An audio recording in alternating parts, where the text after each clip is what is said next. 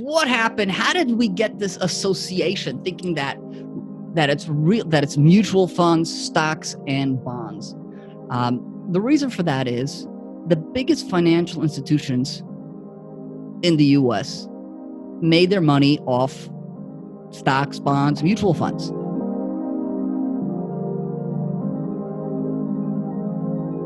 So welcome to the Millionaire Enlisted Podcast. Today our guest is Bernard Reisz. He's a CPA and CEO and founder of 401k. Checkbook.com. Checkbook. There you go. Okay, thank you, man. So tell us a little bit about yourself. What is it that you do? And again, if you can, we were talking before we started the show about your message and what is it that you want to deliver. Yeah, you got it. And firstly, though, before I talk about myself, I just want to say, German and Oscar, thank you for having me on the show. I love the concept. The Millionaire Enlisted, what you guys are doing for the enlisted and the broader American population is awesome. Getting people educated, getting them into assets where you have greater control. It's not just a spectator sport. It's not just watching the market.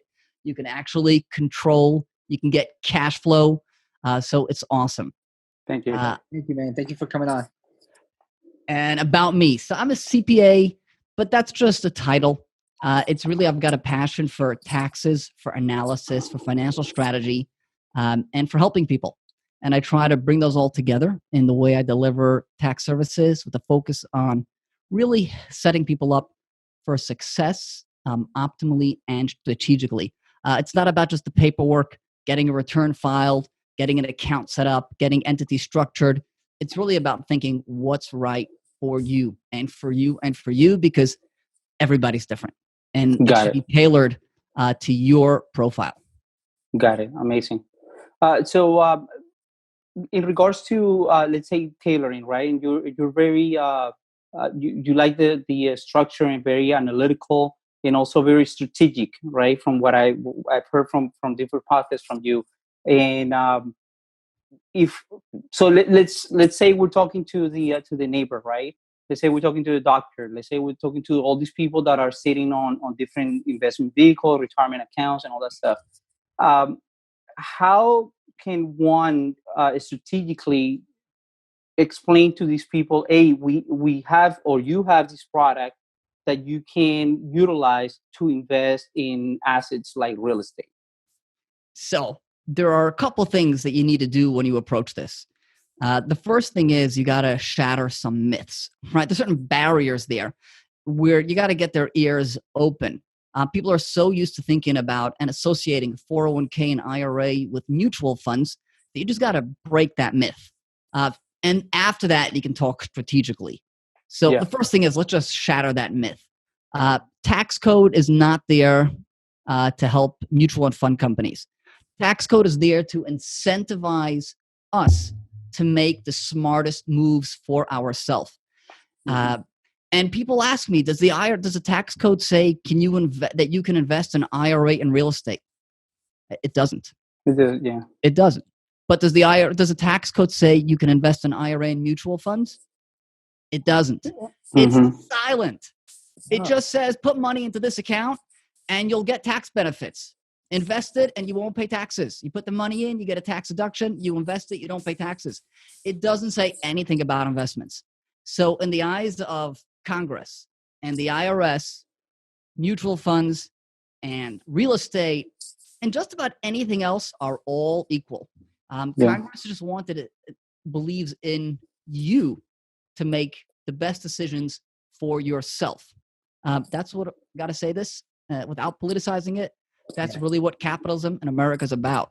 You take responsibility for yourself, you get yourself educated, and you make the decisions for yourself.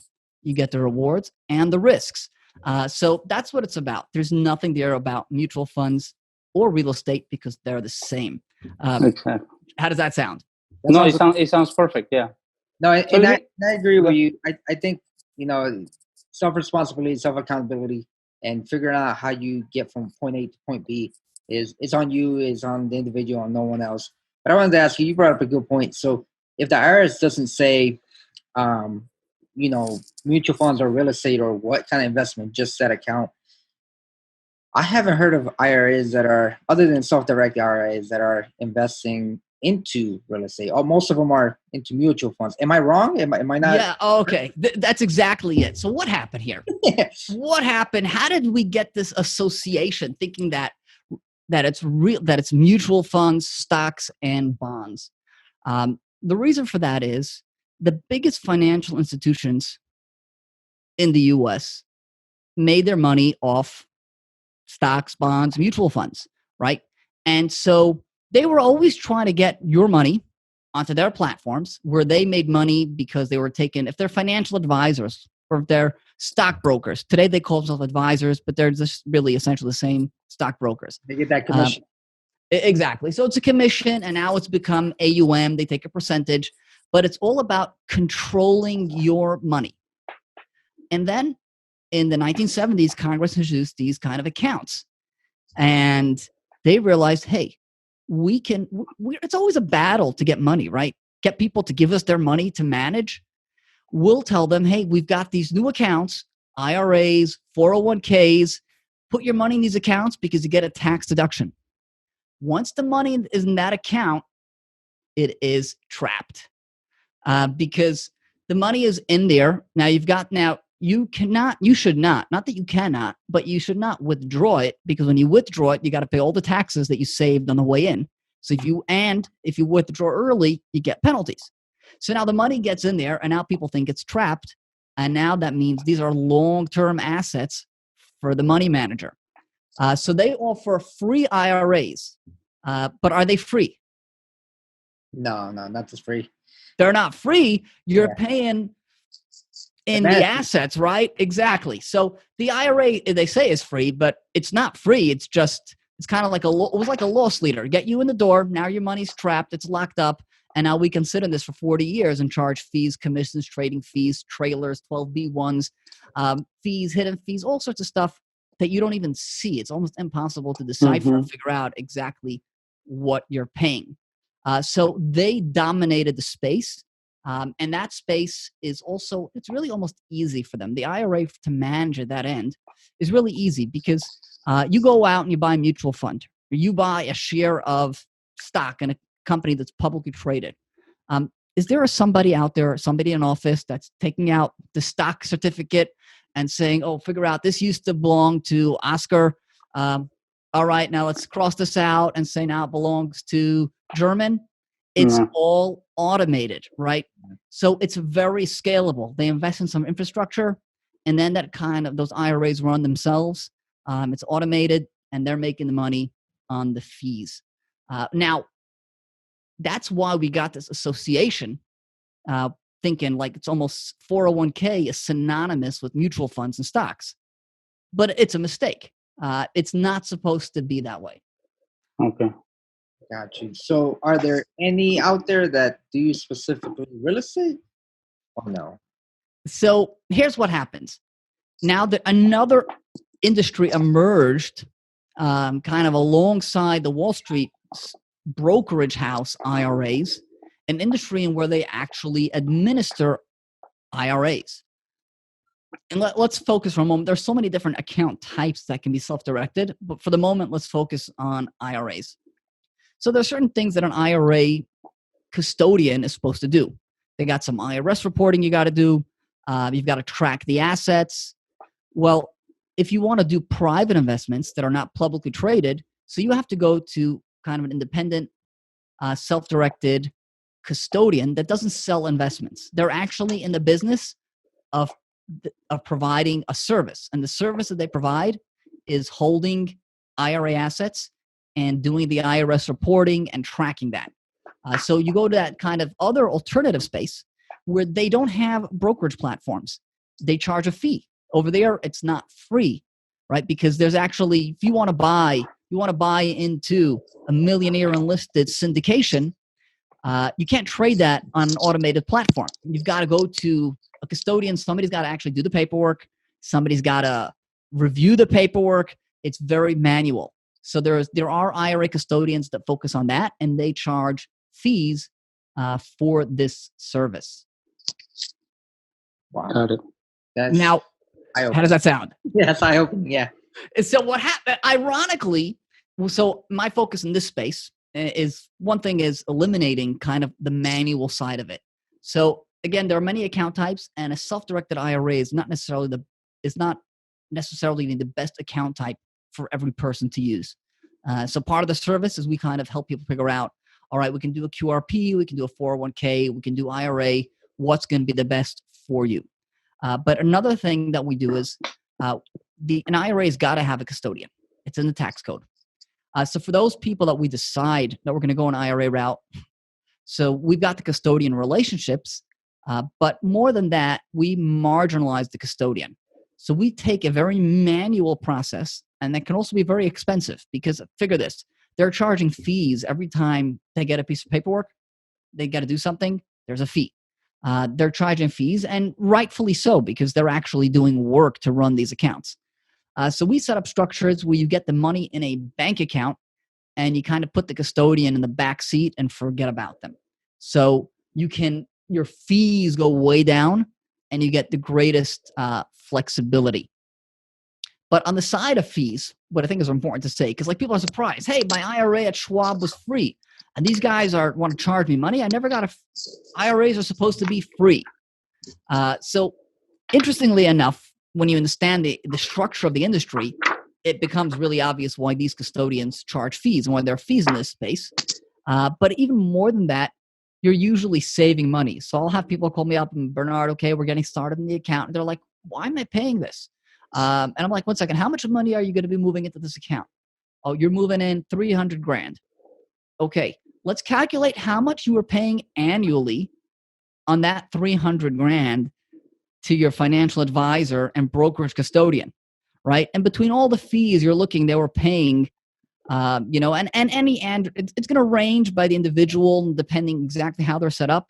But let's just say between 1% and 4%, right? So it's actually costing you thousands of dollars. They don't call it an IRA fee, right? It trickles out from your assets and from your money. They don't call it an IRA fee, but actually you move $300,000 off that platform, you just saved yourself $10,000. Mm-hmm. So you're coming out way ahead. So you may have an IRA fee over here, but you're getting rid of all the asset fees. You're getting rid of all the AUM fees. So you can actually have pretty substantial savings just by moving out of Wall Street. Man. Nice. So let me ask you, because you mentioned, QRP, IRA, self-directed IRA. So what's the difference between mainly a QRP and a self-directed one? All right. I love this question, but if I may, just as we segue into this, can I throw the question back to you? Do you have any idea what the difference is, or what do you think? Have you come across QRP? I have. What's your impression of that? So my impression is that it's just different branding. Okay. That's what I took from it, because when I read it, it sounded very similar. And the QRP, kind of different different name that companies are using to attract people. That's what I took from that. Okay, you're on the right track. So the truth is that there's a very fundamental difference between QRP and an IRA. But there has been a lot of misleading marketing out there that has set a lot of people have made a lot of moves that may prove to be very, very costly to them. So, but let's just talk, what's the truth about QRP? So QRP stands for Qualified Retirement Plan. Now, there are some firms out there that have gone ahead and trademarked certain things and try to make it sound like something different. It's the same thing. QRP stands for Qualified Retirement Plan.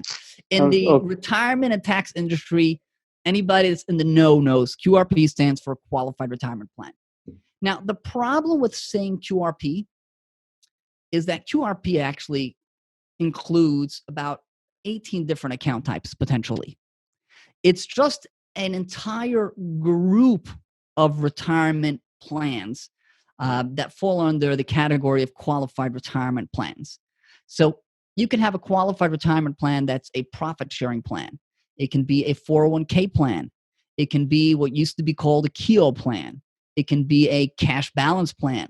It can be a defined benefit plan. The list kind of goes on and on. And you can almost create new ones. If you know the tax law and ERISA law well enough, you can come up with new designs. So QRP, Qualified Retirement Plan, is kind of like a very generic term that describes nothing, almost.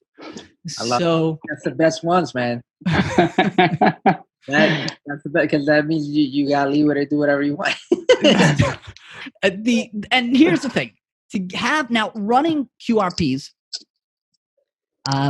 is the problem with people don't know what they're getting. When people try to make something sound so mystical and mysterious, that I talk to the people that have these QRPs, and they themselves don't know what kind of plan they have. Some do, some don't. Now, running a QRP is a lot more complex than running an IRA. It has lots of benefits, but it's a lot more complex.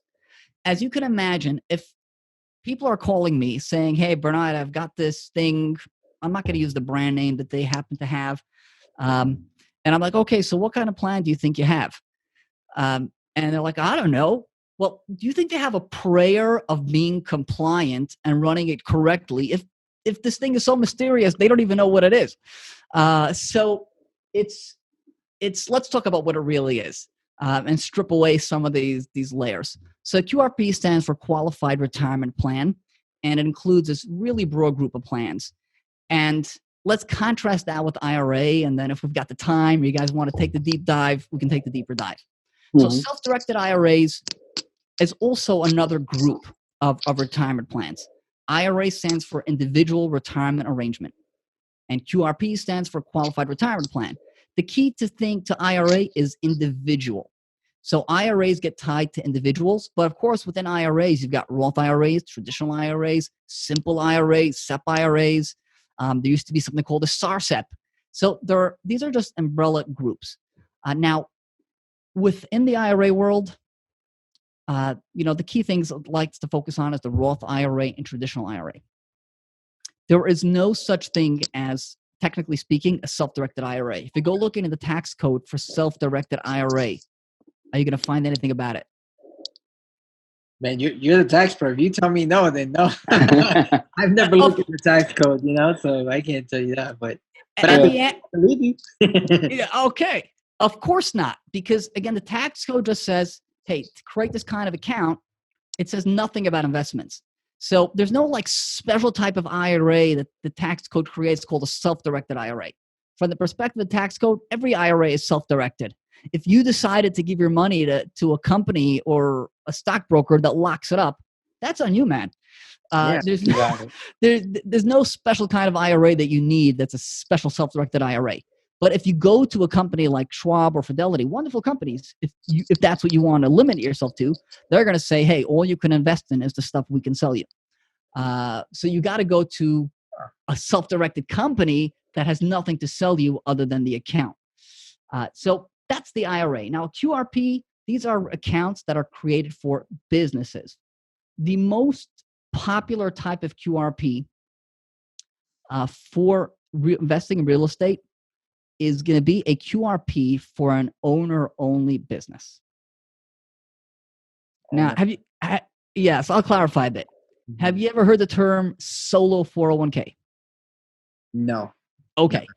So it actually took me a bit of time to figure out what certain people are trying to say and do and exactly how they're, using half-truths to mislead people a bit. So the IRS has a webpage talking about solo 401k. In ERISA law is a labor law that governs qualified retirement plans. It kind of describes what that is. So from a truly technical perspective, a solo 401k or a solo QRP is a qualified retirement plan that an owner-only business has, like a solopreneur. Gotcha. So you can have a qualified retirement plan, invest in real estate. Theoretically, Coca-Cola, IBM, any of these companies can set up their qualified retirement plan to invest in real estate. Anybody can. That's technically doable, but it would be a compliance nightmare to allow that. So the way to actually keep your compliance burden to a minimum and use a qualified retirement plan to invest in real estate is to use a 401k plan that's created by a business that doesn't have any employees that are not owners of the business. Got you. And that's what I was going to ask you. So it sounds like it's if you file as a single owner entity, you are able to do this. Once you start getting employees and you start, or people sharing the entity, you can't really do this. So each thing requires really careful analysis because and that's really where I'd say we distinguish ourselves. We're not there to sell the account. We actually want to guide people to the right one. So QRP has lots of benefits, but you have to understand either, okay, some people say, hey, Bernard, let's do a QRP. We've got employees. We want to do it. We know here are all the compliance things that we're going to have to do. It's going to be much more expensive, but hey, this is worthwhile. We want to do real estate. We want to do, whatever it is their thing may be, Bitcoin, cryptocurrency, private lending, hard money loans, tax liens. We want to do it. Or maybe all of the employees appreciate it. We'll pay the price and we're going to stay compliant. And for other people, it's a question of seeing, can we get them into QRP and structure them that they can qualify for it? So there's a lot of nuance to that. So the documents, when we set somebody up with the QRP, the document itself, the plan documents, let them have employees. But we tell them, hey, if you have no employees, if you're an owner only, your cost to run this thing is close to nothing. The moment you get employees, if you want to run this thing compliantly, your costs go up substantially. So you want to do it ideally as a solo. And if you're going to do it not as a solo, then you just have to know, hey, this is the cost. And usually it will be worth it, to do anyway. Yeah. I just did a lot of talking. What do you guys got to say? I love this stuff because I think this is where the real wealth is made in the tax code. And what I got from what you just said, a lot of it is, especially for someone who doesn't dive into the tax code, as a professional, is that there's a lot of gray area and there's a lot of misinterpretation. Or you can interpret things as you kind of see fit, as long as you can justify it and direct it correctly.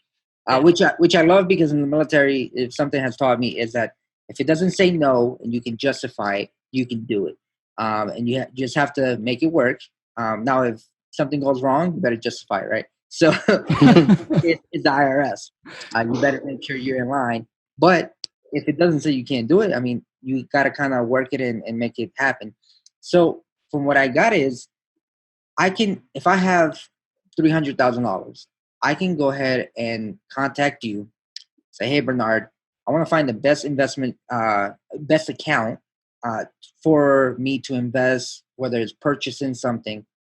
And essentially, I can create my own investment vehicle instead of having someone else manage it for me. I can choose whether it's oil or the new hotness, marijuana, right? CBD. I mean, that must be huge right now. Not that we can do it because we're still active duty, but am I wrong? That's essentially it, correct? Yeah, you got it exactly. Listen, you guys, man, do you have 457s?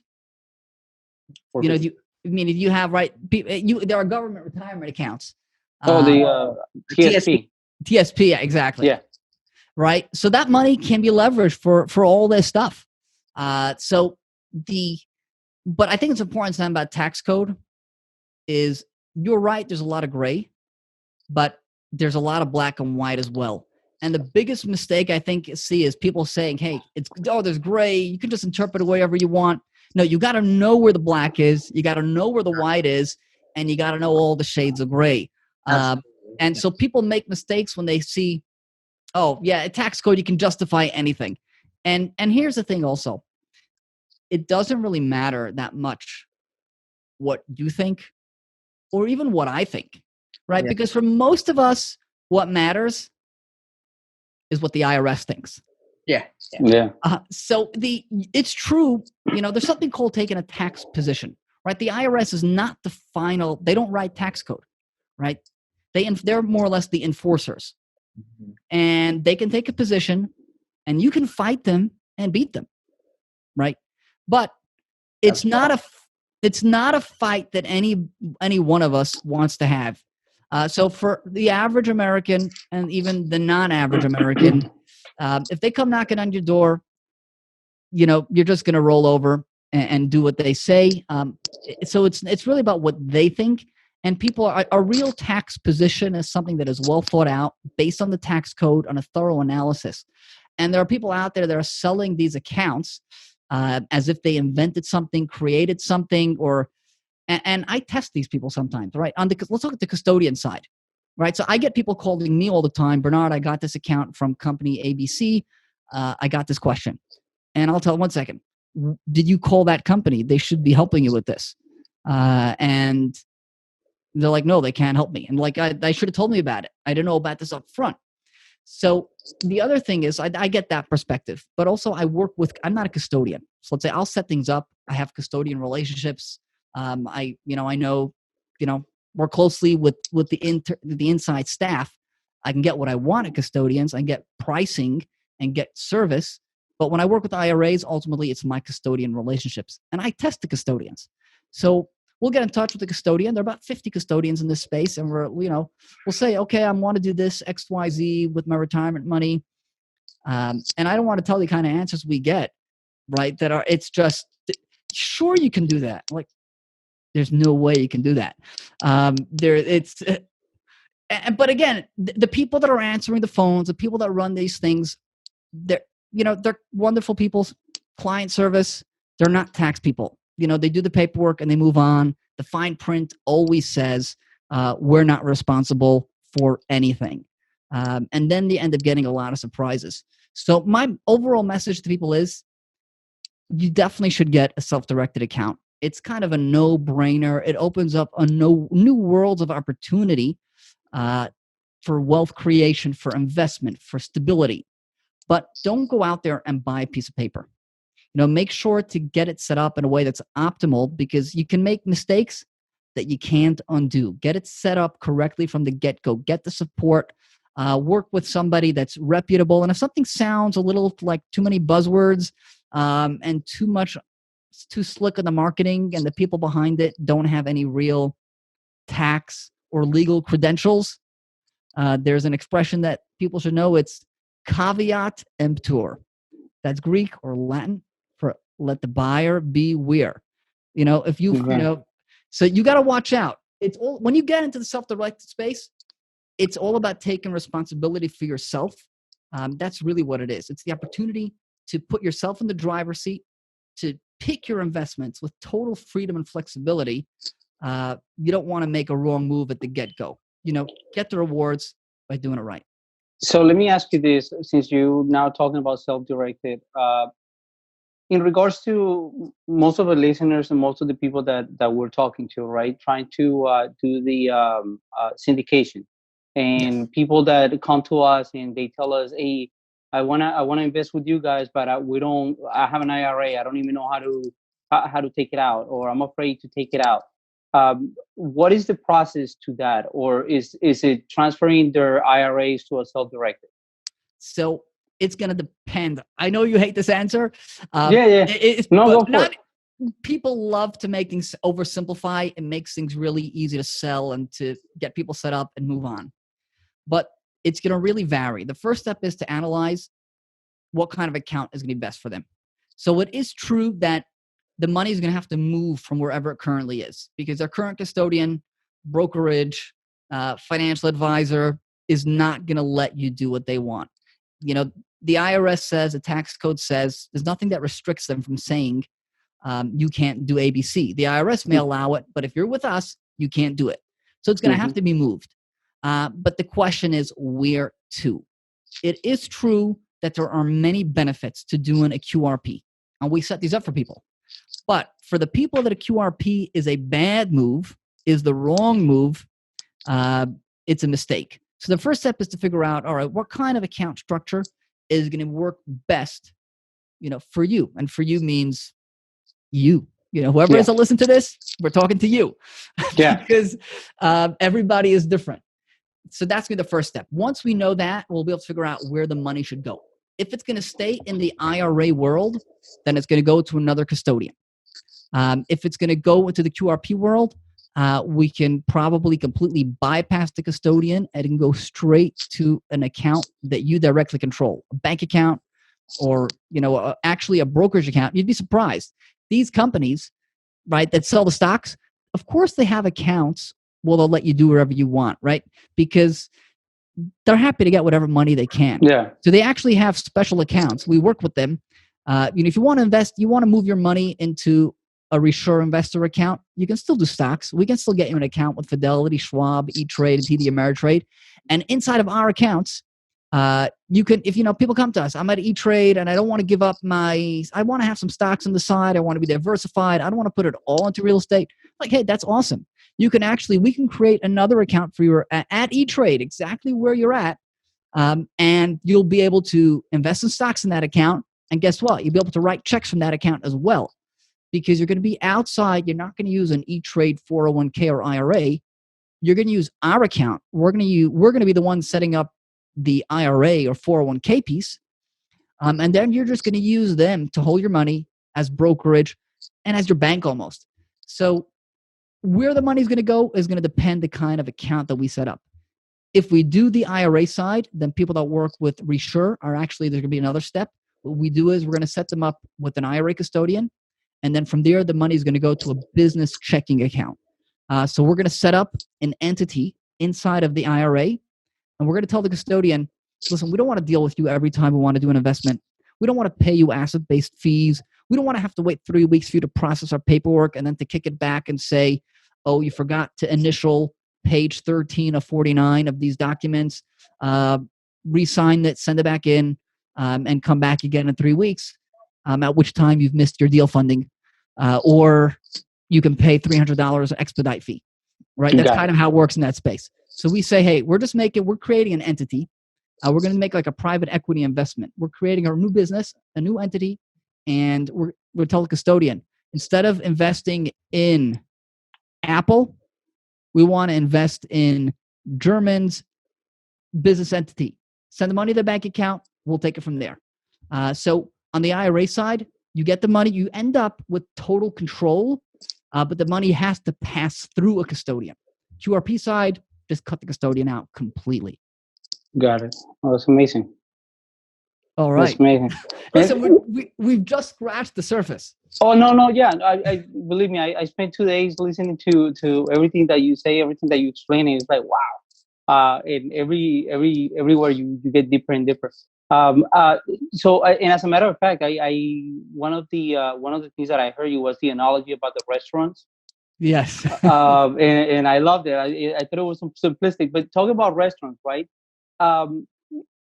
In talking about like, what is it, like recommending people for different investments or the services that you provide, right?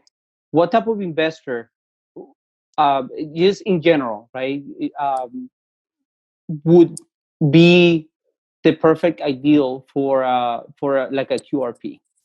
So let's just make sure we're clear there. Like the menu stuff, there are the investments, and then there's the account type. So a QRP, in terms of that account type, you're looking for somebody that has a business. Now, what is a business? That's an awesome question, right? Some things are a business because it's a business. You see it's a business, and everybody's going to say it's a business. And then there are a lot of things that people think would be considered a business, but in the eyes of the IRS, that's not a business for a QRP. And yes, there is gray. So we're never going to tell people, sure, you're the perfect fit for a QRP. Sometimes we'll tell people, hey, you're a great fit. You're not a great fit. You're a gray fit. So some people are kind of falling that gray zone, but we're looking for a business owner of some sort. Now, what is a business? Awesome question. What I will say is a business is not passive income. A business means something that is some sort of active trade or business. So if you're pulling in rental income, that's not a business for you to, create a QRP. the menu stuff, where I use that analogy, and I think that's going around because it came up in a couple of other podcasts, and the host said, all right, Bernard, that's so good. I'm going to rip this off. I'm going to use it from now on. No, I heard from you, and I thought it was like fantastic. Oh my God, this is good. The analogy, let's share it again with this audience. Yeah. Because it really brings the point home. And it also explains why I'm not here to malign Wall Street. I just want people to understand. When you hear the analogy, it kind of opens up your eyes to see what you've always been doing. So when you go to your financial advisor, that's like walking into a very specific kind of restaurant. When you walk into the Mexican restaurant, they're going to show you the menu. There's going to be, you're going to go Chipotle. They have a very expansive menu, right? But it's going to be tacos, right? It's going to be the kind of stuff that you find at a Mexican restaurant. And the server is not going to tell you that there are other options. There's also Asian food. There's French cuisine. It's just, right, there are so many options out there, right? But you don't expect them to tell you all the options. The options that you get shown are the options that they have to sell.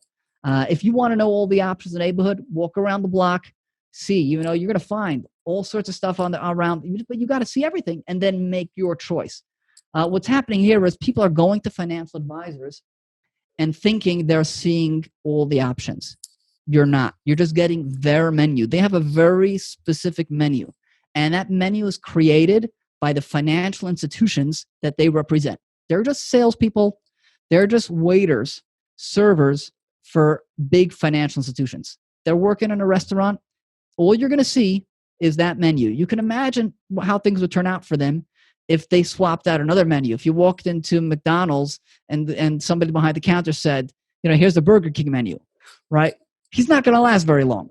Yeah. So that's what happens in the investment space. So people got to know it's a marketplace, and there are lots of different flavors, lots of different things you can do. And if you really want to be diversified, you got to check them all out. And you may find that, hey, stock market is for me. But you may also find, I want to go all in on real estate. I don't know about this, but I want to go all in. Or you may decide, I want some sort of blend. But don't make the mistake of thinking that your server and the financial advisor is showing you all your options. That absolutely is not the case. I love that. So I've been telling people, close friends and family, about syndication, right? And a lot of them tell me, why haven't I heard this stuff? And I tell them, one is because, the government thinks this is risky for you, but two is, it's not targeted for you. And three, these are investment vehicles that are normally private, so they're not out there, and they can't really solicit as much. So you kind of have to do your homework and try to go find these investments. But now, what I'm going to tell them additionally is that there are also accounts which you can direct your money towards those investments, and it's an amazing thing because, if you can earn a double-digit return in a real estate deal, and and if, correct me if I'm wrong, if I could do a Roth self-directed IRA, right? So if I put in that money, it's already taxed, and now I'm investing in, the return is just that, then it's not taxed on the return, right? I mean, there's a K1 that comes down, and I mean, that to me, just thinking the combination of doing certain things that, I know at a basic level, wow, I'm like, man, you can get double digits on something and not get taxed because the money you already put in was taxed. Am I thinking that correctly? You're thinking 100% correctly, but I'm going to add something important because I don't want to be guilty of omitting it. But it's like an entire topic into itself, and there's more misinformation about this topic than just about anything else on in this entire subject. So here's the deal. And one of in IRAs, have you ever heard of something called UDFI? No. Yes, I have. Man, you were throwing bombs out today. That's it. No, that's something. It has to do with taxes. Yeah. That's right. So here's the deal. And we got to put this in perspective. We cannot do it justice on this podcast. And before we even discuss it, what I'd like to say, people, you got to be aware of it, but it should not be a driver of your decisions. Because what's going on in the space is as follows. Self-directed IRAs, all type of retirement accounts can have this UDFI tax. There's a special carve-out that exempts qualified retirement plans, all of them, all QRPs, from UDFI related to real estate. So there's a specific real estate exemption for UDFI and QRPs. Now, here's what's happened in the market. Right? UDFI is a tax that you can end up paying when you use leverage inside of a tax-sheltered account. So in a syndication, there's always going to be leverage. So there's the potential for tax even in an IRA. And what's going on in the industry is as follows. The people that sell IRAs keep totally mum, silent. It's as if UDFI doesn't exist. They don't talk about it. Gotcha. Best kept secret in the world. Why is that? Because it's going to intimidate people from using IRAs to invest in real estate, right? So they kind of, try to make sure maybe somewhere in a footnote it says something about it. We're not responsible for it, but they don't want to talk about it. Gotcha, because now it's taking portion of the gains and becomes taxable. Yeah. Now, the opposite end of the spectrum, we've got the people that are selling QRPs only. They've got this hyper focus on QRPs. They are making UDFI sound like an IRA killer. Don't ever use an IRA for real estate because of UDFI. UDFI is terrible. And get a QRP. The truth, obviously, is neither of those.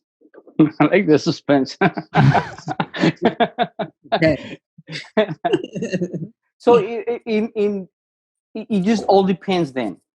That's what I'm getting. It depends on a lot of factors. Exactly. And people don't like it all depends. It's so easy to get a sale, right? You don't want, if I sell IRAs, right? Somebody gets to get a call and says, all right, hey, Mr. Self-Directed IRA, I heard I can use real estate. It's going to be, put it in syndications. And what am I going to say? I'm going to say, sure, that's the greatest thing. Do it. Am I going to say, hey, you should know about UDFI? That's going to kill the sale. The guy's going to get intimidated. He's going to say, maybe let me talk to my accountant. The accountant's not going to know anything about it. And there goes your sale, right? You call people that sell QRP. They're going to say, sure, I don't want UDFI. Like, sure, don't touch a self-directed IRA. Get a QRP. It's the IRA killer, self-directed IRA killer. Get the QRP. Are they going to find out if you really qualify for a QRP? No. If you get a QRP and you don't qualify for it, the tax penalty is going to be a lot worse than the UDFI. So the truth is going to be somewhere in the middle. Now, what I say emphatically for anybody, when you understand the way, and I have these phone calls every day, right? I just had one of these phone calls wrapped up a couple hours ago, right? Somebody gets in touch with me, Bernard, I've got self-directed Roth IRA, and I just found out there's something called UDFI. I'm invested in a couple syndications. I just don't know what to do now. I've got this UDFI. Should I cash out my Roth IRA? Right. A couple of minutes, we explain it to him. He's at ease. He's like, of course I'm keeping my Roth IRA. So it's never a reason not to do syndication. And people are making huge mistakes because people are stopped because of the misinformation there about UDFI. People are getting scared of it. And people are making any of the following three mistakes. One, they're just saying, hey, I'm not using my retirement account for real estate. Mistake. Number two, they're cashing out the IRA. And they're saying, hey, I'm not going to do it in my IRA. Let me just cash out the IRA, pay the taxes and the penalties, and do my syndication investments that way. Almost all cases, big mistake. Number three, they're getting a QRP that they don't qualify for. Right? And the money, they're thinking, hey, I'm getting out of the UDFI tax. But in order to be a QRP, remember what does QRP stand for? It's got to be Qualified Retirement Plan. It's got to be qualified, right? The fact that somebody sold it to you and called it a QRP does not mean it is actually qualified. It's qualified if it's qualified in the eyes of the IRS. And if you didn't follow their rules, it is not qualified, and you just distributed all your money and you just distributed your IRA, and you get taxes plus penalties, and you're not even aware of it. So if you find out about this, if you get caught with this a couple of years later, the IRS probably has at least 6 years, 7 years to come back to you, at least, in these circumstances. You get interest, it keeps growing, it snowballs. Yeah. So the key thing I would say to people is, don't buy some paperwork by people that are just selling the accounts. Know that there's complexity to this, which shouldn't scare you. Don't be scared off. This is going to be the smartest move you can make, is to put your money, diversify, and get control. But recognize that you've got to do it correctly, optimally, and strategically. No, I love that, man. I think you got, and I hope we can work with you in the future. Yeah. I love transparency, and I think there's a lot of people who are trying to play the game, and there's nothing wrong with playing the game. Like you said, if you know what's black, white, and gray. I love gray, but I also, like you said, if there's black and white, you have to know it, right? I'm not going to go to jail, and I'm not going to take a fine that accrues interest from the IRS for forever, and you're never going to get out of it. I mean, that's like a credit card on steroids. So, yeah, I really appreciate all this info. This is really, really good, man. I had no idea about so much about this. I thought I knew about the basic IRA stuff, but yeah, you completely opened up my eyes, and I wish more people took advantage and not just went into the gimmick of an IRA and find someone that could explain it like you do. And I hope some of the listeners are really taking this into account for future growing of their investment portfolio. Yeah, man, it's good stuff. German, what you got? No, I'm mind blown. I'm taking notes like it's crazy. Honestly, like this is so awesome. In the fact that when you mentioned QRP, right? And I was so interested a long time ago about a QRP, getting my money into QRP.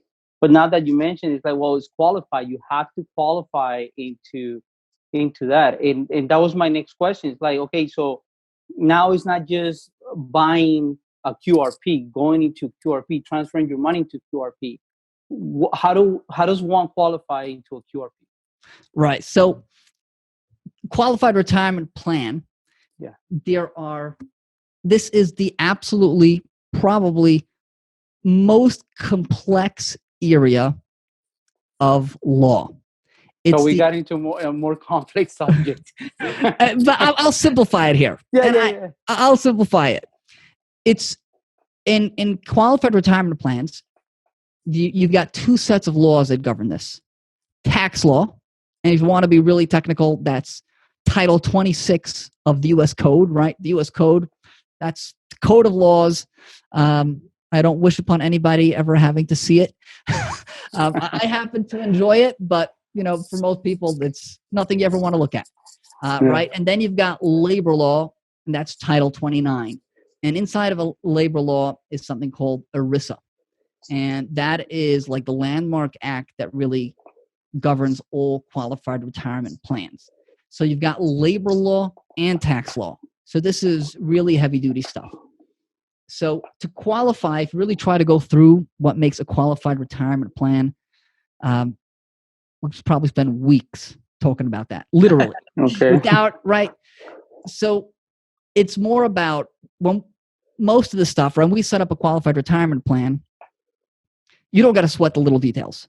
But in this space, the key thing to understand is that the piece of paper that says on a qualified retirement plan doesn't make it qualified.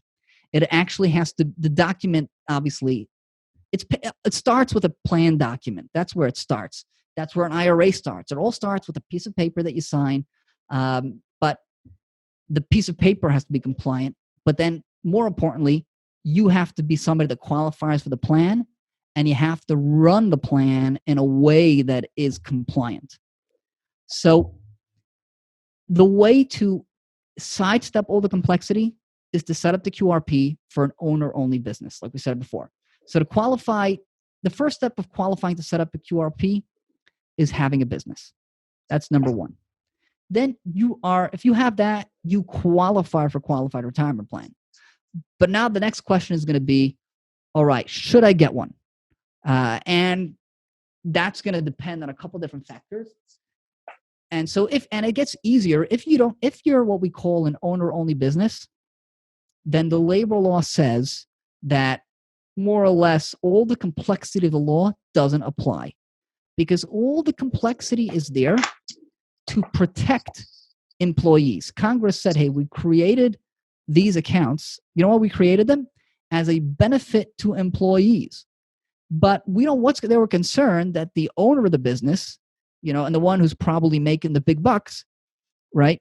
He's going to try to set up this plan and create all these tax shelters for himself and not give anything to the employees, which is not why these were created.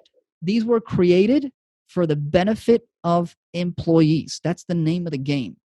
So Congress put in place exceptionally complex rules to make sure that employees get their fair share and that their assets are protected.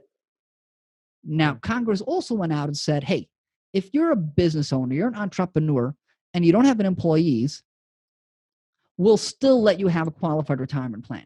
It's almost like an exception. It's like a different section, a separate paragraph in the law. You go through the law in section 401 of the tax code, and there's a special paragraphs that talk about people that have owner-only businesses. And Congress said, the fact that you don't have employees, we don't want to penalize you, right? You're also entitled, you're an entrepreneur, you're entitled to all the benefits that an employee would get if you work for somebody else. But on top of that, Congress said, hey, we don't have to protect you from yourself, right? Yeah. So all that complexity, or let's just say 90% of it, 90% of that complexity goes away if you don't have employees. Now, you cannot choose to say, I want to create the plan just for myself, or if I have employees, right? If you have employees, you've got them. You can't say, I'm going to create another business, right? Obviously, somebody thought of this already, right? This happens all the time. Bernard, I've got 100 employees, but I'm going to create another business. Here's what I'm going to do. I'm going to make myself a consultant to my business, and my business is going to pay me as an independent contractor, and then I'm going to create a QRP just for myself. How does that sound? You like that? Yeah, that's cool, man. But do you really think nobody thought about that and Congress didn't have to fix that loophole? Yeah. Cool. Right. Yeah. So Everything's been done. So it's not, there are loopholes in the tax code, but there are few and far between. And it's about structuring yourself. We may be able to structure somebody in a way like, hey, we can set you up with a QRP, even if you have employees. It's going to take some restructuring. It's going to be gray, but here's what you can consider. But there are rules there. So if you've got employees, it's very hard to say you're owner only. Very complex set of rules. If your spouse has a business and has employees, you get pulled into that as well. If your parents or kids are, you can get pulled into being treated as if you have employees, if people that are related to you have employees. So can you have a QRP if you have employees? Of course. But you got to cover the employees. You've got to do excessive reporting and annual testing. And then is it still worthwhile? It may very, very well be worthwhile, but it's going to, you got to be ready to pay the price for that. The people out there that are selling QRPs now aren't telling people, hey, you can have a QRP even if you have employees. Of course you can. But are you getting the support that you need? That's the question. And wow. when I say that's $1 million question, I mean it. That's $1 million question. Yeah. It really is. It can be worth. That's a very, very, very. That's a question with a very high price tag. Yeah. Wow. No, this is amazing. I'm pretty sure we can go for hours and hours. Yeah, we can. And so I'm so amazed. It's like every time you bring something up, it's like, wow. And the fact that it's true. I mean, the market sells you all this stuff like it's so simple. And then when we talk to people, you're talking to us and trying to explain to this and try to simplify it. And then we realize it's not as simple as you can. So that's why it's important to talk to experts, and you, I mean, you're it. I never heard all this stuff the way that you explain it to us. And it's amazing. Yeah. And traditional, like you said, traditional companies are trying to sell you their investments, and they don't want you to hear the other ones because they want to keep your money and keep making money off you. So it's refreshing to see different strategies and different ways of doing it, different ways of thinking, right? Because you got to expand your options, like you said, and I love that, man. I want to just thank you for coming on, and I know we can go on days, and I love speaking and hearing about these subjects. So, and I hope that we can have you. I hope that we can have you again, because I've learned so much, and I'm pretty sure our listeners too. Okay, hey, listen, I love this. This has been an awesome conversation. Thank you for having me. Yeah. I love doing this, and I appreciate the opportunity. Absolutely. Thank you, Bernard. Where can people find you? Let's tell people where, man. Okay. A couple of things. I try to, you give them the address, you say 401k checkbook.com. People may not remember that. I would tell them you can Google Bernard Reisz. That's Bernard, Reisz. You'll come across all sorts of great stuff. You can Google ReSure LLC. That's ReSure LLC, ReSure Financial. We'd love to connect. We've got lots of information on the website. We invite people to check out our BBB reviews. Trust me, we couldn't make, even if we wanted to post fake reviews, we couldn't make these up. That's good. So, we invite people to check us out. Better Business Bureau, ReSure LLC. We really try to help people, and we really try to put your interests first. We don't want to sell an account. We really want to help you. Awesome. And you're also very active on LinkedIn as well, right? Yes, I could. I know. I should be more active. I love LinkedIn. I love interacting with people, but I also got to spend this time doing tax returns and doing filings. Yeah.